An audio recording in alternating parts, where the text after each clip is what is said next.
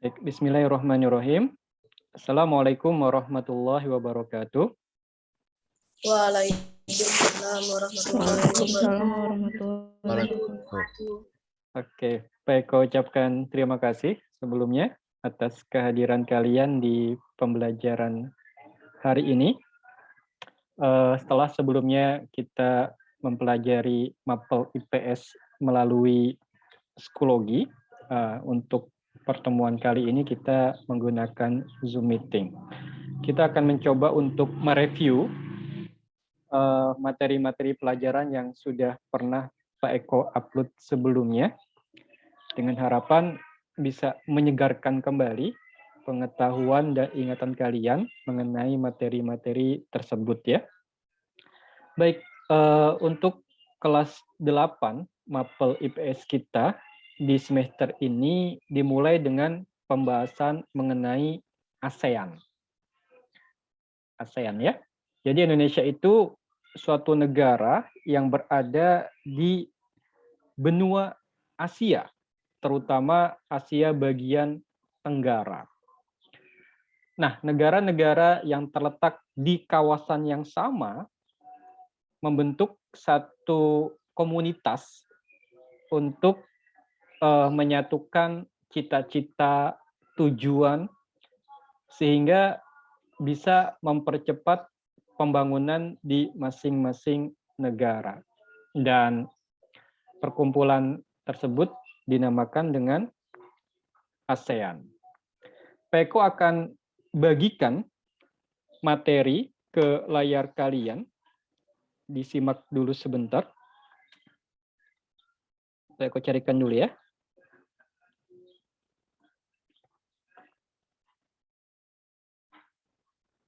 Baik.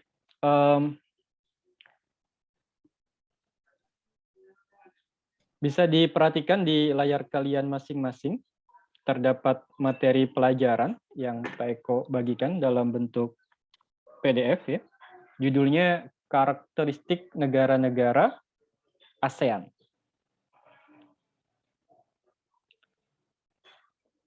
Oh, belum. Terlalu cepat. Judulnya adalah ASEAN ya. Nanti untuk karakteristik itu di bagian akhir. Tadi scrollnya terlalu cepat, Pak Eko. Agrar. Bapak Ketua kelas kita. Agrar, nyalakan Agrar. Sound Agrar. Agrar kan jago bahasa Inggris, Agrar ya? Mana Pak, nggak bisa. Iya, coba tuh. ASEAN itu kepanjangannya apa, Agrar?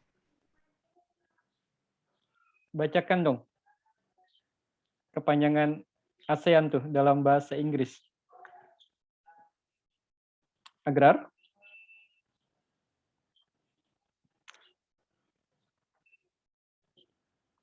Agrarnya hilang. Untuk yang lain, Pak Eko minta untuk mengaktifkan kameranya ya. Sophie jangan pakai gambar anime. Riri, Salwa juga ya. Oh, Salwa sudah ada videonya. Yang lain juga. Agrar hilang. Aduh, kemana dia? Ya, karena Agrar menghilang, ke Mustafid deh. Wakil ketua kelasnya. Karena ketua kelasnya hilang, Apit deh yang Pak Eko suruh. Coba Apit bacakan kepanjangan ASEAN, Pit. Association of Southeast Asian Nation. Wis, keren, Apit. Jago banget pelafalannya. Hampir sempurna, Pit. Baik, jadi ASEAN kepanjangannya seperti yang Apit katakan.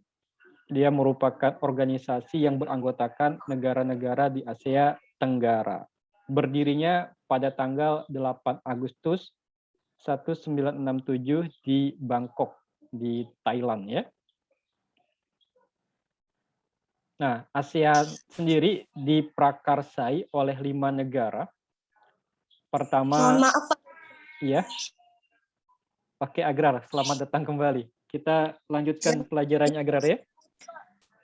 Jaringan. Iya, baik. Aku lanjutkan. Agrar boleh menyimak bersama kawan-kawan yang lain dulu ya.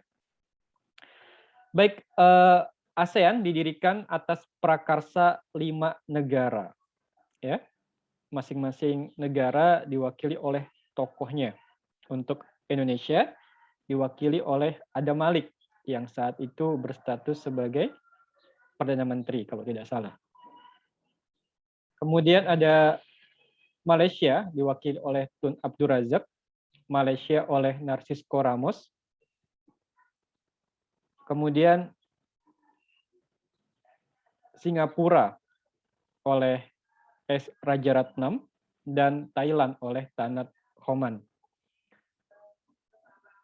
Ralat ya, status Bapak Adam Malik saat itu bukan sebagai Perdana Menteri, kalau tidak salah Menteri Luar Negeri ya. Nanti Pak Eko pastikan, Pak Eko cek dulu deh.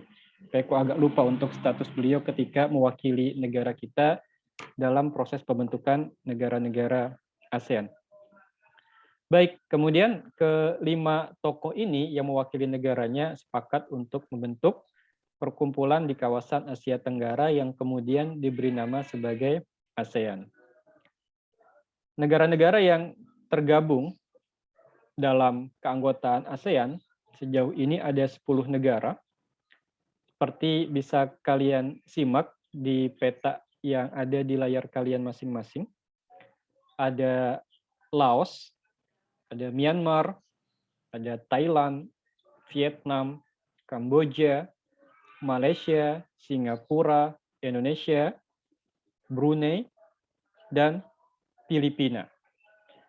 Dari 10 negara yang menjadi anggota ASEAN, terdapat 2 negara kepulauan, yaitu Indonesia dan Filipina. Negaranya terdiri dari pulau-pulau, baik itu yang besar ataupun yang kecil. Negara kita adalah negara dengan luas wilayah terbesar yang menjadi anggota ASEAN. Ya. Tetangga terdekat kita yang juga menjadi anggota ASEAN adalah Malaysia. Nah, Malaysia negaranya terbagi 2 tuh ya. Ada yang terletak di atas Pulau Kalimantan, kemudian ada yang terletak di bawah negara Thailand. Jadi, dulu negara kita, Indonesia, pernah bersengketa dengan Malaysia di awal-awal kemerdekaan negara kita untuk memperebutkan wilayah yang terletak di atas Pulau Kalimantan. Ya. Jadi ada satu wilayah di atas Pulau Kalimantan yang sekarang menjadi bagian dari negara Malaysia, tapi dulu sempat dipersengketakan oleh Indonesia dan Malaysia ketika Bapak Soekarno menjadi presiden. Persengketaan tersebut kemudian berakhir pada kesimpulan atau keputusan bahwa wilayah yang dipersengketakan tersebut menjadi bagian dari negara Malaysia. Ada satu negara lagi di peta tersebut yang tidak tertulis namanya, yaitu negara Timor Leste, negara yang merdeka dari Indonesia, yang usianya masih muda, yang sampai saat ini masih dalam proses untuk menjadi anggota ASEAN. Ya, jadi tidak semua negara yang berada di kawasan Asia Tenggara menjadi negara anggota ASEAN. Setidaknya ada satu negara yaitu Timor Leste yang sampai saat ini belum menjadi anggota negara ASEAN. Kita perhatikan dulu bentuk-bentuk negara di sini. Myanmar, kemudian Thailand, Kamboja, dan Vietnam itu berada pada satu daratan yang sama. Ya. Karena berada pada satu daratan yang sama, maka otomatis keadaan alamnya, kekayaan alamnya juga tidak terlalu banyak berbeda. Untuk iklim, Myanmar memang memiliki sedikit perbedaan dengan negara-negara ASEAN yang lain, karena sebagian wilayahnya pada bagian utara bumi, maka Myanmar memiliki jumlah musim yang lebih banyak. Di bagian utaranya masih merasakan musim dingin yang kadang-kadang bersalju. Sementara untuk daerah-daerah ASEAN yang lain, rata-rata iklimnya masih tropis ya, kecuali sebagian kecil wilayah Myanmar yang terletak di bagian utara. Nah, negara-negara yang tergabung dalam ASEAN ini memiliki sistem politik pemerintahan yang berbeda-beda. Indonesia misalnya menggunakan sistem republik untuk menjalankan pemerintahannya. Sementara Malaysia menggunakan sistem pemerintahan monarki parlementer. Untuk Brunei, monarkinya bersifat absolut. Ya. Jadi ada beberapa tipe pemerintahan yang berlaku di negara-negara anggota ASEAN. Hal ini didasari oleh perbedaan pandangan politik yang dimiliki oleh setiap negara sesuai dengan sejarah yang mereka miliki. Ya. Baik, kita lanjutkan pembahasan kita. Letak geografis ASEAN. ASEAN terletak di antara 2 samudra dan 2 benua. Kalian perhatikan peta yang Pak Eko tampilkan di layar.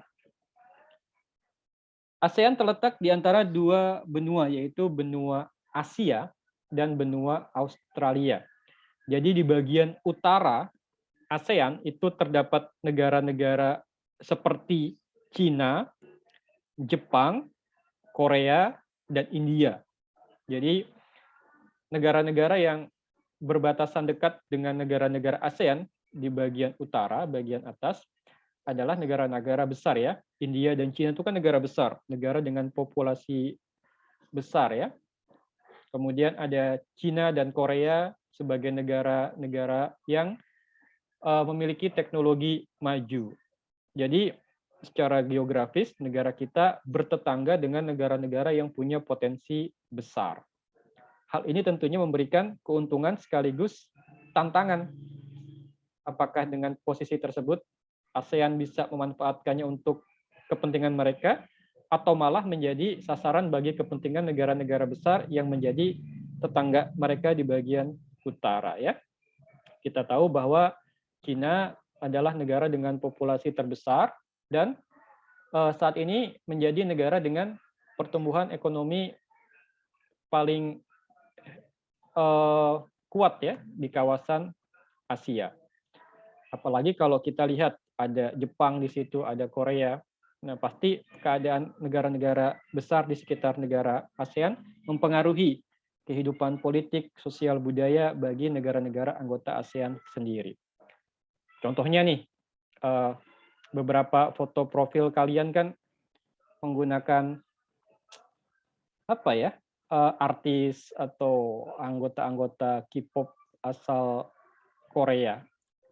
Itu tidak lepas dari pengaruh posisi geografis karena Korea cukup dekat kalau kita lihat dalam peta tersebut ya dengan ASEAN. Jadi ASEAN dapat pengaruh budaya dari negara-negara sekitarnya termasuk dari Korea. Wajar kalau kemudian kalian mudah untuk beradaptasi dengan budaya-budaya di sekitar kalian karena ternyata Korea tidak terletak terlalu jauh dari ASEAN atau Indonesia ya. Kemudian ada Australia di bagian selatan. Nah, Australia ini negara yang unik. Negara sekaligus benua. Disebut benua Australia, negaranya pun namanya negara Australia. Ya. Cukup unik Australia karena kalau kita perhatikan, Australia ini kan berada di wilayah timur, belahan bumi bagian timur ya. Tapi ras yang berdiam di Australia justru ras Kaukasoid yang merupakan ciri khas dari ras-ras yang bermukim di wilayah barat. Jadi kenapa ada ras dari wilayah barat yang bermukim di daerah timur di Australia? Ternyata tidak lepas dari sejarah kedatangan bangsa-bangsa Eropa ke daerah timur, termasuk Australia, yang kemudian menjadikan daerah tersebut sebagai daerah koloni. Sehingga banyak pendatang-pendatang dari daerah Eropa yang bermukim di sana, yang mengakibatkan ras penduduk dominan di Australia adalah ras bangsa Kaukasoid. Jadi agak unik ya. Kalian pernah nonton film apa ya? Ada film Disney itu. Peko lupa judulnya. Yang Peko ingat itu pengisi suaranya itu The Rock ya. Yang tokohnya menggambarkan kehidupan bangsa yang tinggal di kepulauan sekitar Australia. Nah, dalam film itu digambarkan ras-ras yang bermukim di kepulauan sekitar itu secara ciri-ciri fisiknya mirip dengan ras yang tinggal di daerah timur Indonesia ya. Jadi seharusnya begitulah ras asli yang berdiam di daerah Australia. Tapi kenyataan bahwa benua Australia dihuni oleh ras Kaukasoid merupakan akibat dari sejarah kolonialisasi di Australia. Nah, hal itu tentunya berpengaruh juga bagi wilayah tersebut. Karena peradaban, kebudayaan yang berkembang di Australia adalah kebudayaan dan peradaban yang dimiliki oleh bangsa barat, dari barat dibawa ke timur. Makanya sebagian bangsa kita jika ingin merasakan budaya kehidupan masyarakat berkultur barat, tapi dekat dengan ASEAN, mereka akan datang ke Australia untuk kuliah, untuk berwisata dan sebagainya ya. Baik. Kemudian ada 2 samudra yang menjadi batas dari ASEAN, yaitu Samudra Hindia dan Samudra Pasifik. Samudra Hindia ada di sebelah barat, Samudra Pasifik ada di sebelah timur. Ya, keberadaan 2 samudra besar ini tentunya mempengaruhi iklim di wilayah ASEAN. Jadi iklim lautnya sangat kuat sehingga beberapa aktivitas klimatik ya, aktivitas yang melibatkan pengaruh cuaca itu sangat sering terjadi di wilayah-wilayah ASEAN. Tiba-tiba ada hujan dalam curah besar, ada banjir, ada mungkin tsunami, itu karena kita diapit oleh 2 samudra yang sangat luas. Berikutnya, luas laut dari wilayah ASEAN dikatakan sekitar 5.060.100 km persegi, sementara daratannya 4.817.000 km persegi. Kesimpulannya masih banyak luas lautan dibandingkan luas daratan. Nah, luas lautan yang demikian besar ini mengakibatkan munculnya sengketa-sengketa mengenai batas laut masing-masing negara. Jadi terdapat beberapa negara yang mempersengketakan batas laut mereka, baik antar sesama negara ASEAN ataupun dengan negara tetangga mereka.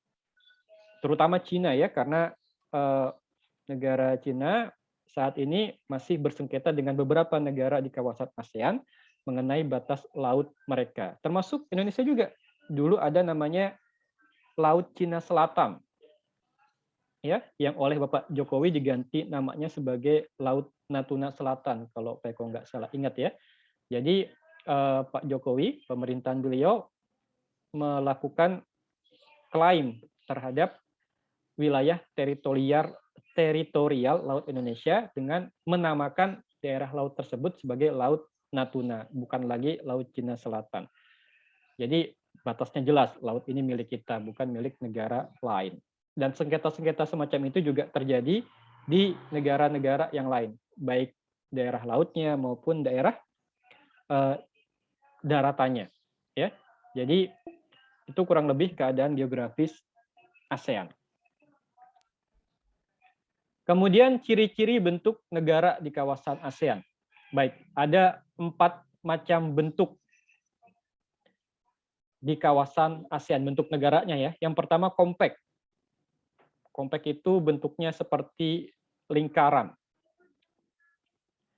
Kalau yang compact itu di negara ASEAN, contohnya Kamboja. Kita lihat Kamboja dulu ya. Mana Kamboja tadi? Nah nih, Kamboja yang warna orange. Jadi penampakan wilayah Kamboja itu, batas wilayahnya berbentuk compact, seperti lingkaran. Jadi daerah yang memiliki batas laut tidak terlalu banyak. Sebagian batas Kamboja itu dikelilingi oleh negara-negara yang lain. Baik itu oleh Thailand, oleh Laos, dan oleh Vietnam. Nah, Vietnam merupakan daerah yang banyak sekali memiliki batas laut. Yes.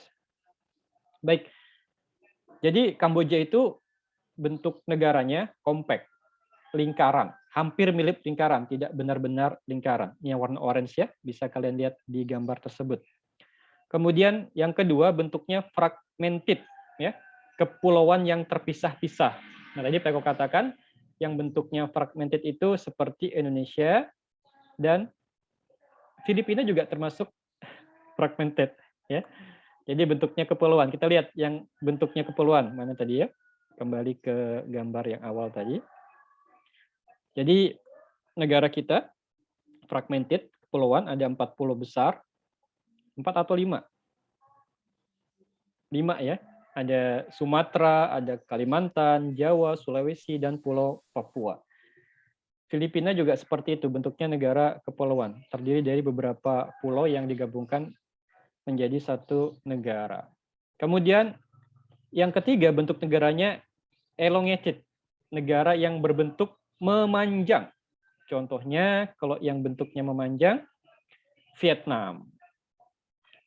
Kita lihat peta Vietnam. Ini Vietnam memanjang. Dari arah utara sampai selatan dia memanjang. Ya. Kemudian terakhir bentuk negara yang ada di kawasan ASEAN adalah protruded. Bentuknya kompleks dan lebih beragam. Tidak bisa didefinisikan bentuknya karena terlalu kompleks ya. Contohnya kalau yang kompleks itu Thailand dan Myanmar. Jadi bentuk-bentuk negara ASEAN secara geografis bermacam-macam. Ada yang hampir membulat, ada yang memanjang, ada yang terpisah-pisah sebagai negara kepulauan, ada yang bentuk negaranya tidak bisa didefinisikan karena bentuknya terlalu kompleks. Nah, kenapa kita harus mengetahui perbedaan bentuk-bentuk negara secara geografis? Tentunya cara untuk mengelola kehidupan satu bangsa yang tinggal di negara berbentuk kepulauan beda dengan negara yang bentuk daerahnya memanjang ya. Sarana prasarana yang harus dipenuhi berbeda. Kemudian alat transportasi yang dibutuhkan juga berbeda. Gaya hidup masyarakatnya pun juga tentunya akan berbeda. Hal itu membuat kita menjadi maklum akan keberagaman karena bentuk negara yang didiami pun berbeda-beda. Sama juga seperti rumah kalian ya. Ada yang tinggal di rumah berbentuk tertentu ya, dengan luas tertentu yang penghuninya tentunya ketika tinggal dalam rumah tersebut memiliki aktivitas, kebiasaan yang beda jika dibandingkan dengan orang-orang yang tinggal di rumah berbentuk dan luas yang berbeda. Jadi hampir samalah gambarannya seperti itu. Letak astronomis ASEAN sekarang, kita lihat. Jadi kalau kita lihat garis lintang dan garis bujur, maka ASEAN itu secara garis lintang terletak di 29 derajat lintang utara hingga 11 derajat lintang selatan. Utara itu bagian atas ya, kalau dalam peta, selatan itu di bagian bawah. Jadi batas bagian atas itu terletak di 29 derajat. Ini ada tulisannya sudah ya, 29 derajat. Berbatasan dengan Cina dan Laut Cina Timur. Sementara untuk di bagian selatan, berbatasan dengan benua Australia. Lalu garis bujur, terletak di 93 bujur timur hingga 141 bujur timur. Di daerah timur kita berbatasan dengan Samudra Pasifik, Papua New Guinea. Sebelah barat kita berbatasan dengan Teluk Benggala, Laut Andaman, dan Bangladesh. Karakteristik negara ASEAN. Ada 10 negara ASEAN. Kita bahas satu persatu dengan singkat. Pertama, negara kita, Indonesia tercinta. Ya, dikatakan dalam data singkat di sini, kita memiliki 13.466 pulau, baik yang besar ataupun yang kecil. Jadi negara kita tidak salah ya kalau disebut sebagai negara kepulauan, karena memang pulaunya sangat banyak sekali. Luas daratannya 1.922.570 km. Jumlah penduduk tahun 2015 saja sudah mencapai lebih dari 255 juta jiwa. Jadi pertumbuhan penduduk di negara kita itu berada di urutan ketiga terbesar di dunia setelah Cina dan Amerika Serikat kalau tidak salah. Jadi Indonesia adalah negara ASEAN dengan populasi yang besar, luas daratan yang besar. Yang kedua ada Brunei Darussalam. Ya. Wilayahnya hanya 5.765 km. Bayangkan betapa kecilnya negara Brunei, hanya 5.765 km. Kalau dibandingkan dengan negara kita, jauh sekali. Kita punya luas daratan hampir 2 juta, dia hanya 5.000-an saja. Penduduknya pun sedikit, hanya setengah juta. Hanya 400 ribuan penduduk. Survei tahun 2015. Ya, sedikit. Kemudian Filipina, luasnya 30.000 km persegi, penduduknya sekitar 103 juta jiwa. Filipina ya. Kemudian ada Kamboja. Luasnya 181.000, penduduknya 15,4 juta jiwa. Lalu ada Laos. Ya, Laos tidak memiliki laut. Luas daratannya 236.804 km dengan penduduk 6,9 juta jiwa. Kemudian Malaysia, negara tetangga kita yang terdekat, memiliki 2 bagian pulau yang terpisah di bagian barat dan timur. Penduduknya sekitar 30,8 juta jiwa. Ada Myanmar, penduduknya 52,1 jiwa. Ada Singapura. Singapura ini luas wilayahnya tidak tertulis ya sini ya, tapi penduduknya 5,5 juta jiwa.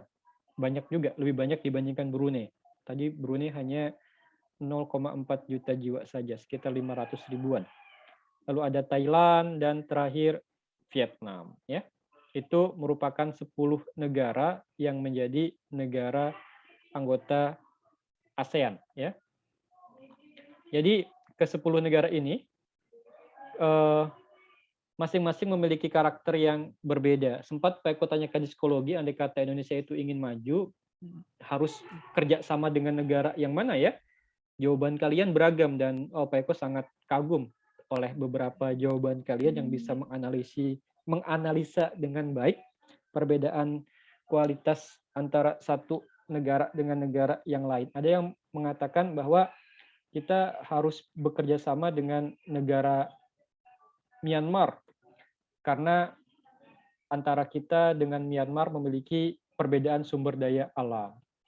Kita kaya dengan sumber daya alam tertentu, sementara Myanmar itu punya kekayaan alam yang lain. Sehingga kalau bekerja sama, maka bisa saling melengkapi. Ada yang mengatakan Singapura, karena Singapura adalah pusat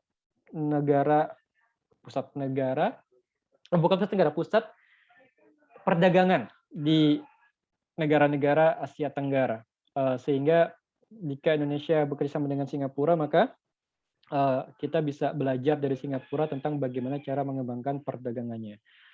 Ada pula yang menjawab kita kerjasama dengan Brunei, karena sama-sama kaya dengan minyak bumi. Itu jawaban-jawaban yang sangat baik sekali ya. Baik putra-putri yang berbahagia, ini merupakan materi pertama kita di pertemuan kali ini, yaitu mengenai negara-negara yang terletak di kawasan ASEAN. Apakah untuk materi ini, putra-putri kelas 8, ada yang ingin ditanyakan? Tidak ada? Kalau tidak ada, Pak Eko akan beralih ke materi berikutnya. Nanti akan Pak Eko evaluasi di akhir materi selesai ya. Pak Eko tutup dulu untuk materi yang ini, Pak Eko akan tampilkan materi yang berikutnya dulu ya. Baik, ada 23 siswa yang sudah masuk ke Zoom meeting kita pada pertemuan kali ini ya. Untuk putra-putri yang kameranya masih belum aktif, bisa diaktifkan. Ada Salsa, Hanun, Queen, Raisa, Akila, Riri, Albaitz, Lilahana, Keisha, dan Dea. Dea, Keisha yang di asrama, dinyalakan kameranya pintar.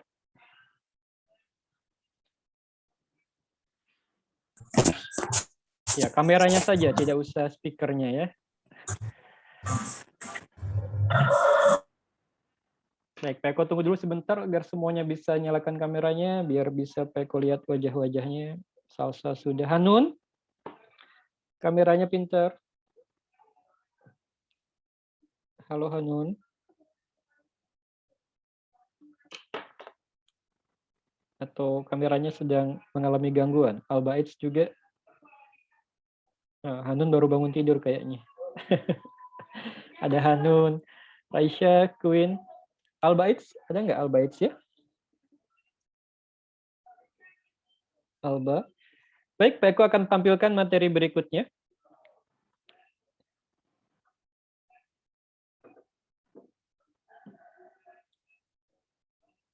Setelah kita membahas mengenai negara-negara ASEAN yang berjumlah 10 negara tadi, sekarang kita akan melihat bagaimana bentuk kerjasama yang bisa dijalin antar negara-negara ASEAN yang berjumlah 10 tadi ya. Baik, kerjasama adalah menjalin hubungan antar dua negara atau lebih untuk mencapai satu kesepakatan. Tentunya kesepakatan yang menguntungkan bagi pihak-pihak yang terlibat dalam kerjasama tersebut. Jadi kalau kerjasama hanya menguntungkan satu pihak lalu merugikan pihak yang lain, maka tentunya kerjasamanya tidak berjalan secara efektif dong.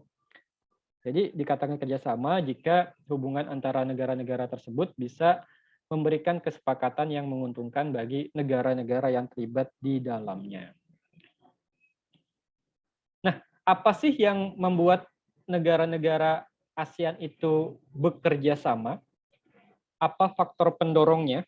Jadi ada dua faktor yang bisa mendorong agar negara-negara ASEAN itu bekerja sama. Alia. Alia nyalakan speakernya Alia. Alia Ya, bacakan bagian pertama tuh Alia dari faktor pendorong kerjasama ASEAN. Yang warnanya pink itu, coba Alia bacakan. Kesamaan dan perbedaan sumber daya alam. Kesamaan sumber daya alam antara beberapa negara dapat mendorong terbentuknya kerjasama antar negara. Perbedaan sumber daya pangan di setiap negara ASEAN juga melahirkan kerjasama untuk memenuhi kebutuhannya. Baik, terima kasih Alia ya. Jadi faktor pertama yang bisa mendorong kerjasama antar negara-negara ASEAN adalah faktor kesamaan dan perbedaan. Jadi setiap negara punya kesamaan, ada juga perbedaannya. Jadi kelebihan dan kekurangan masing-masing negara itu mendorong setiap anggota negara ASEAN untuk bekerja sama dengan negara anggota ASEAN yang lain. Kan tidak mungkin satu negara bisa memenuhi kebutuhan negaranya sendirian. Mereka harus melibatkan negara lain untuk membantu mereka dalam memenuhi kebutuhannya. Hanun,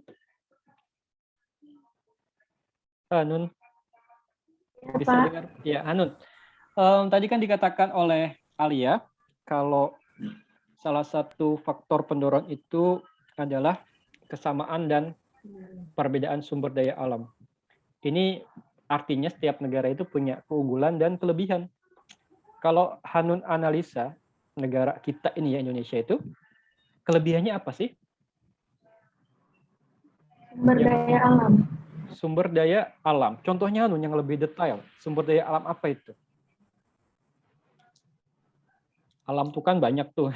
Ada lahan, ada laut, ada bahan tambang. Nah, kalau menurut Hanun, Indonesia ini unggulnya di bidang apa sih? Minyak. Apa Nun? Minyak. Minyak apa?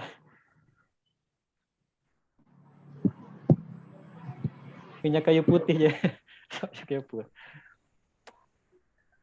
Oke, Anun bilang minyak ya, minyak mentah maksudnya ya. Itu salah satu keunggulan. Nah,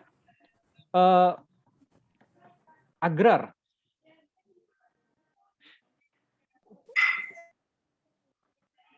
Agrar sepakat sama Hanun, Gra?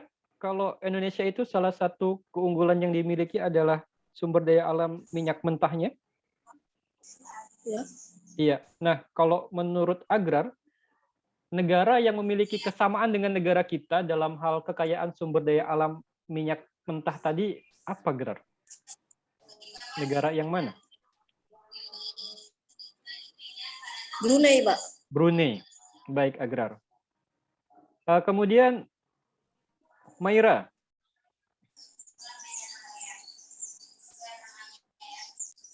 Maira.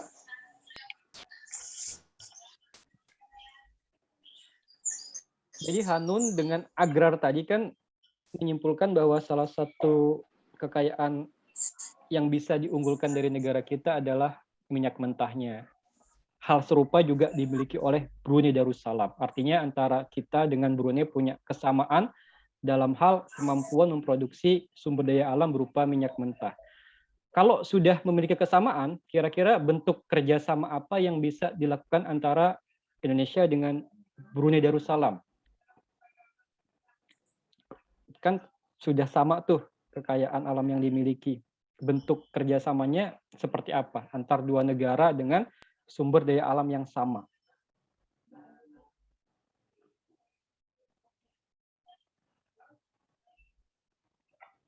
Naira?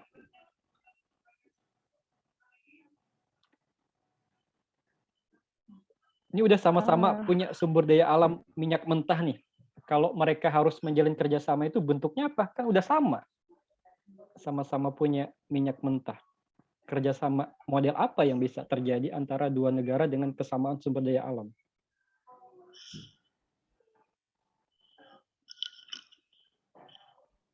Mungkin kayak jalur perdagangan kayak import minyaknya, import gitu.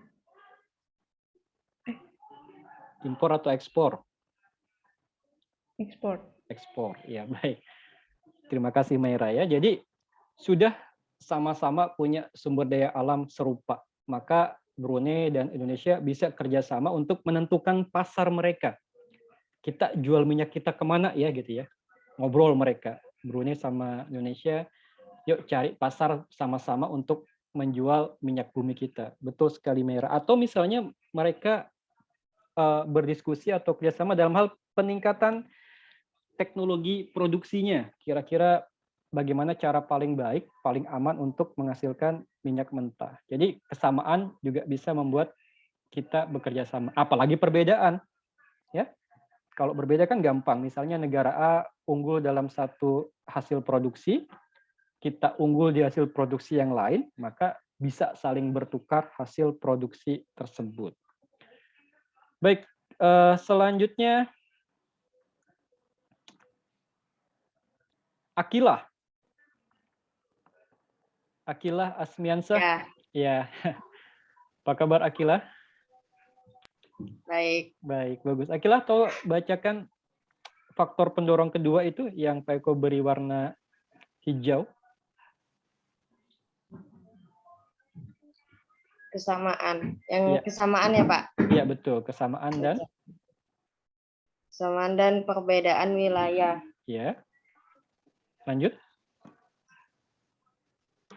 Kesamaan dan perbedaan wilayah. Karena kesamaan letak geografis beberapa negara di suatu kawasan pada umumnya mengadakan kerjasama untuk menjaga stabilitas dan keamanan negara. Baik, ya. Terima kasih Akilah. Jadi faktor pendorong kedua adalah kesamaan dan perbedaan wilayah. Nah, dalam hal ini bentuk kerjasama lebih kepada penjagaan stabilitas dan keamanan. Jadi ketika kita berada di kawasan yang sama, maka penting bagi negara-negara di kawasan Asia Tenggara untuk menjaga keamanan bersama. Karena ketika satu gangguan keamanan terjadi di satu negara ASEAN, maka dampaknya bisa menjalar ke negara ASEAN yang lain. Jadi satu negara ASEAN misalnya terlibat perang, maka dampak peperangan tersebut akan meluas hingga dirasakan oleh negara-negara di kawasan Asia Tenggara. Yang makanya mereka harus kerjasama untuk menciptakan stabilitas keamanan di kawasan Asia Tenggara secara bersama-sama. Baik, sekarang yang kedua, faktor yang menghambat kerja sama. Ya. Yang pertama, perbedaan ideologi. Salwa, mana Salwa? Nah, Salwa, jelaskan ke Pak Eko dan kawan-kawan, apa sih ideologi itu, Salwa?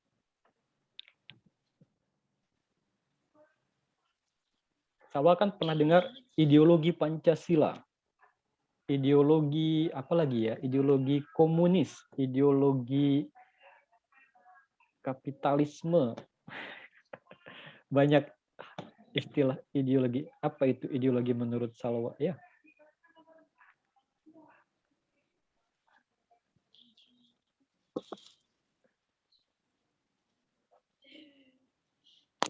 Bebas saja. Menurut Salwa nggak apa-apa deh salah ya. Apa?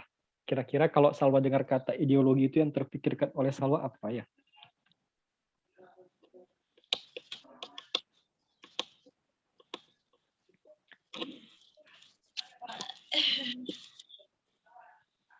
Perlu bantuan Salwa dari kawannya?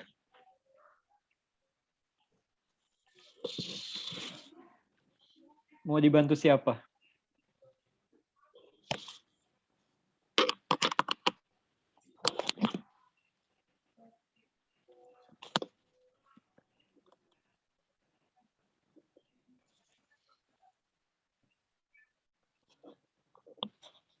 Oke, Pak Eko coba minta pendapatnya Syafa dulu deh ya. Setelah Salwa kita ke Syafa, namanya hampir mirip. Syafa Faija? Iya, Pak. Iya. Melanjutkan apa yang Pak Eko tanyakan ke Salwa tadi, Syafa. Menurut Syafa, apa sih ideologi itu?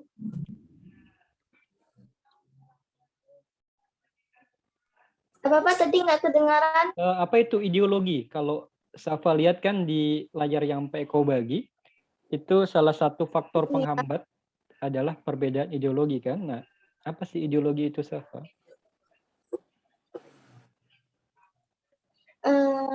Kerjasama antar negara ASEAN. Iya, kerjasama antar negara ASEAN kan bisa terhambat karena adanya perbedaan ideologi. Nah, ideologi itu apa sih, Salwa? Kok bisa sampai menghambat kerjasama? Ideologi itu Apa kira-kira ya?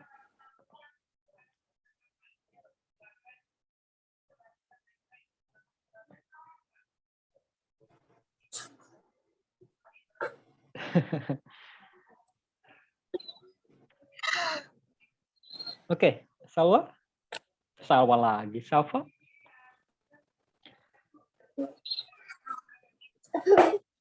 Oke.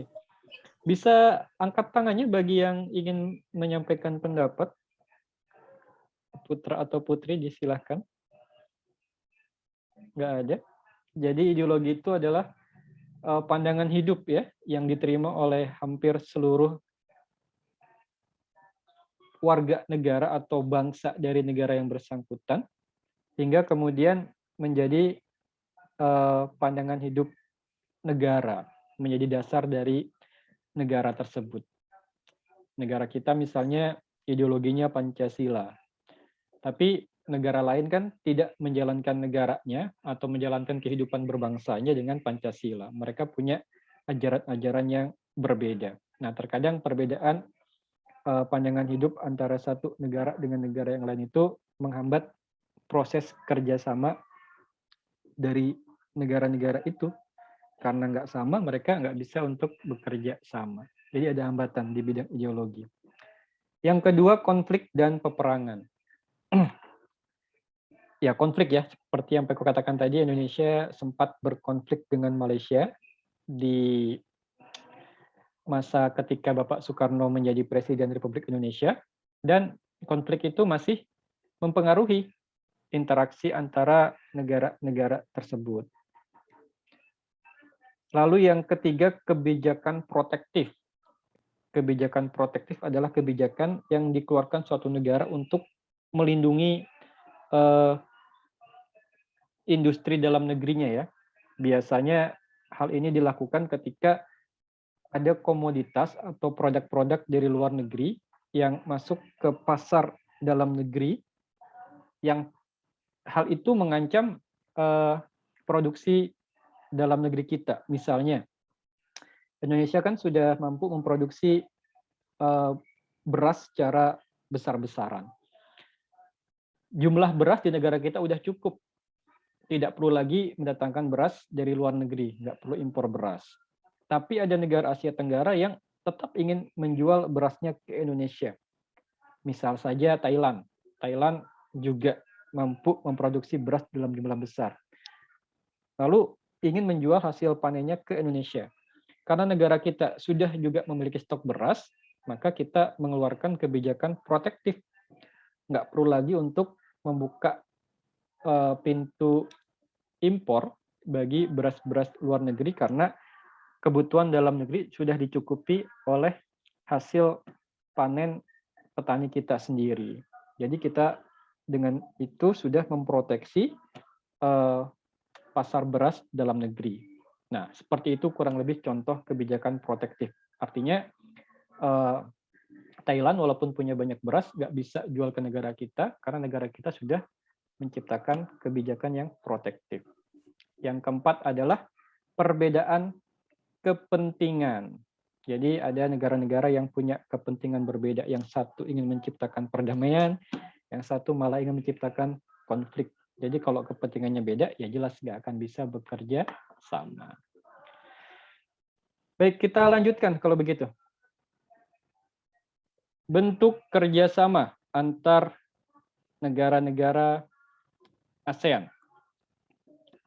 Yang pertama di bidang sosial budaya. Salah satunya adalah menyelenggarakan SEA Games setiap 2 tahun sekali. SEA Games itu adalah pegelaran kompetisi olahraga yang diikuti oleh negara-negara Asia Tenggara yang digelar 2 tahun sekali. Ya, mirip Olimpiade, cuma dilokalisir hanya diikuti oleh negara-negara Asia Tenggara. Kemudian ada juga ASEAN Tourist Agreement atau kesepakatan mengenai pariwisata di kawasan Asia Tenggara. Ya, mengenai bentuk kerjasama untuk saling mempromosikan tempat-tempat wisata unggulan di masing-masing negara. Indonesia unggulnya di wilayah mana untuk dikembangkan pariwisatanya, maka hal itu kemudian dipromosikan bersama-sama ke dunia sehingga terjadi peningkatan kunjungan wisatawan ke negara-negara, terutama negara anggota ASEAN. Kemudian ada politik dan keamanan ya. Bentuk kerjasamanya adalah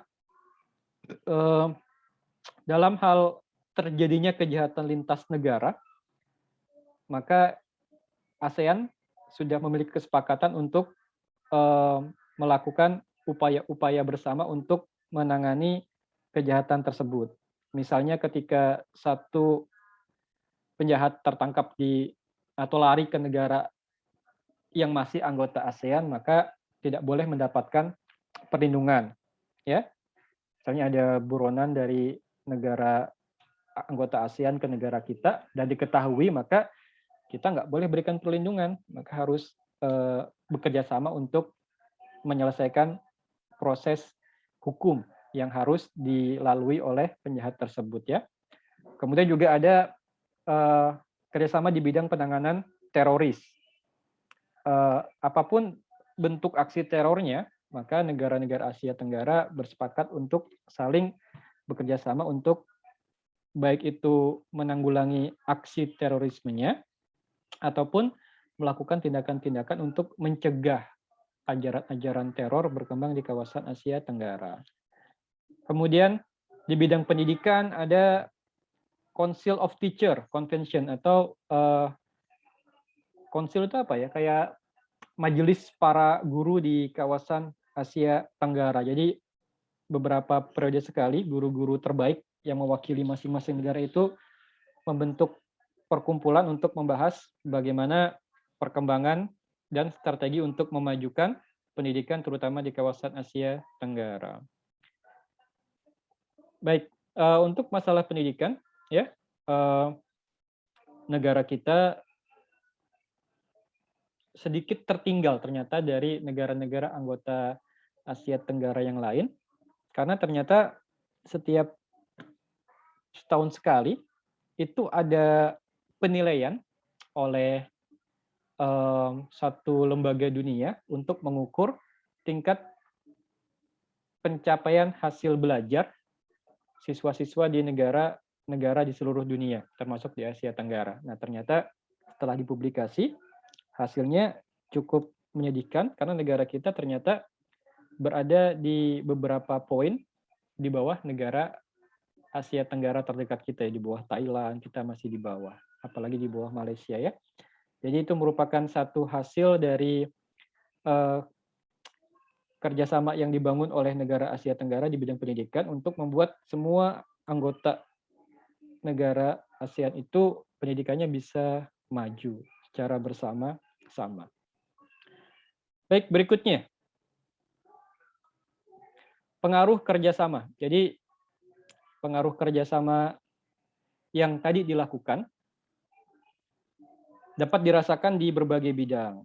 Di bidang ekonomi misalnya terbentuknya MEA atau MEA. Jadi dengan dilakukannya kerjasama di bidang ekonomi, maka terciptalah masyarakat ekonomi Asia yang tujuannya adalah membuka pintu perdagangan bagi negara-negara Asia Tenggara untuk memperluas perdagangan produk dari satu negara ke negara-negara yang lain. Misalnya Indonesia punya produk unggulan, dengan adanya MEA ini, maka Indonesia bisa menjual produk tersebut ke negara-negara Asia Tenggara yang lain tanpa adanya penghalang, sehingga persaingan antara satu negara dengan negara yang lain itu murni dilihat dari kualitas produknya. Jadi hal ini ada untungnya, ada ruginya. Kalau Indonesia misalnya tidak mampu bersaing, maka akibatnya produk-produk dari negara-negara tetangga itu bisa sangat mudah ditemukan dengan kualitas yang baik dan harga yang murah. Yang kedua ada pengaruh di bidang sosial. Pengaruh terhadap dinamika jumlah kependudukan satu negara, baik yang mengungsi ataupun negara tujuan pengungsian. Jadi sebagai satu negara yang sudah mengikat kerjasama dengan negara yang lain, maka kita punya kewajiban untuk peduli terhadap yang terjadi di negara-negara sesama anggota ASEAN. Jadi ketika ada negara anggota ASEAN yang mengalami bencana, baik bencana kemanusiaan seperti perang, konflik, dan sebagainya, atau bencana alam yang berakibat kerusakan dalam jumlah yang luas dan besar, maka negara kita harus menampung masalah tersebut dan memberikan solusi. Terlibat dalam upaya memberikan solusi. Jadi masalah mereka akan jadi masalah kita juga, dan kita dituntut untuk terlibat dalam upaya memberikan solusi. Kalau misalnya terjadi arus pengungsian besar-besaran dari satu negara ke negara lain gara-gara bencana, maka kita harus ya memberikan kontribusi, entah memberikan tempat penampungan sementara, bantuan sosial dan sebagainya. Kalau ada perang ya kita terlibat dalam upaya perdamaian dan sebagainya. Intinya secara sosial bangsa kita akan terpengaruh kehidupannya ketika terjadi hal-hal seperti tadi itu di negara Asia Tenggara yang lain. Ya. Kemudian yang ketiga, ya pengaruhnya dalam hal budaya.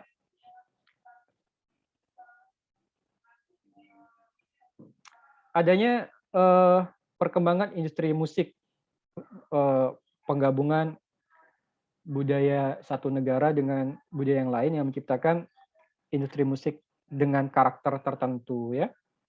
Adanya perkemahan-perkemahan yang diikuti oleh anggota pramuka di beragam negara anggota ASEAN.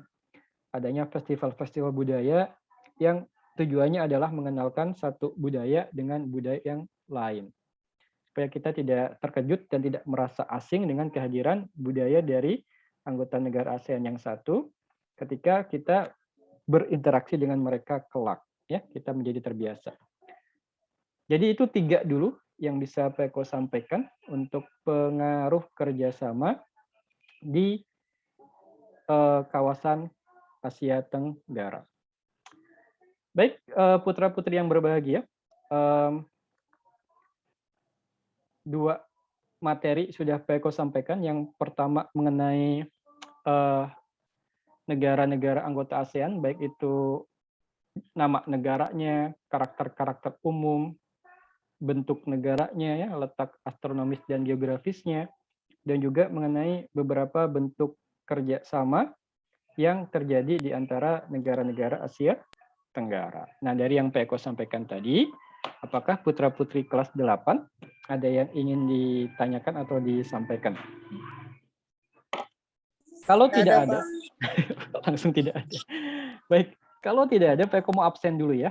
Ini ada labs. Oh, berkurang. Tadi udah hampir 25. Sekarang tinggal 17 orang.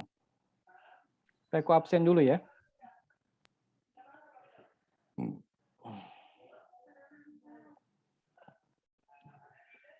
Pak Eko absen. Sebentar, Pak Eko cari filenya. Oke.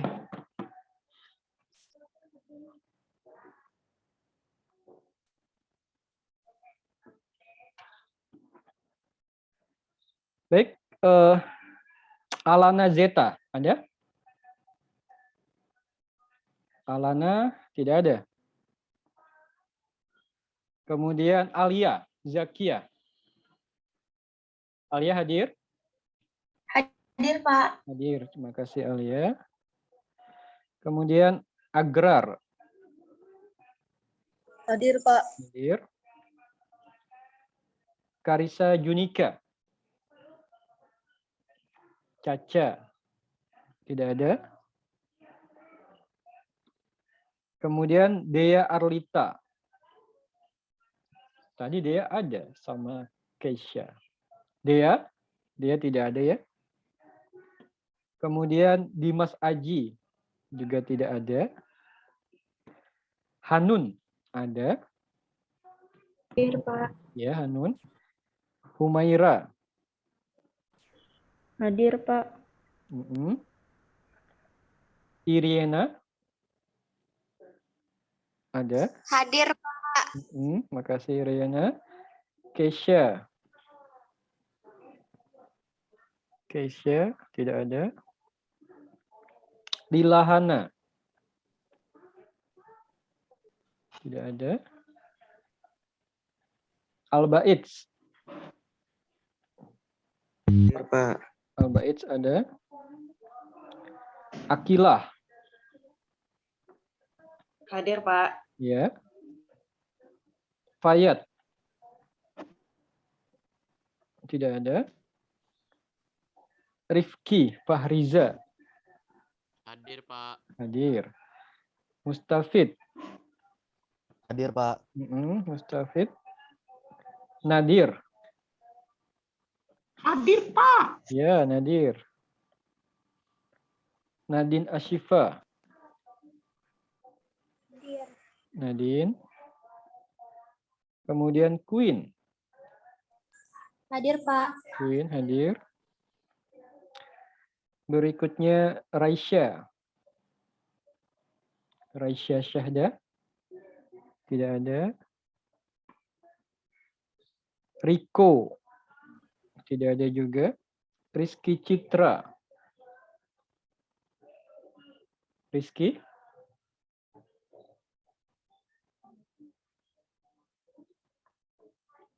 Rizky Citra, Salwa. Hadir, Pak. Hadir. Safa. Hadir, Pak. Iya, Safa. Salsa. Hadir, Pak. Ya. Sofi. Hadir. Iya, Sofi. Salma. Tidak ada. Safik. Tidak ada juga. Baik, putra-putri yang berbahagia.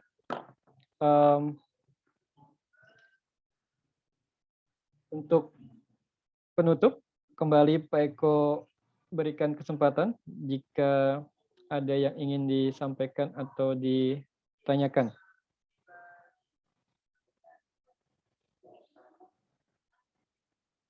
Jika tidak ada, maka pertemuan pada hari ini Pak Eko cukupkan. Semoga ada manfaatnya. Pak Eko akhiri dengan Assalamualaikum warahmatullahi wabarakatuh. Waalaikumsalam. Waalaikumsalam warahmatullahi wabarakatuh.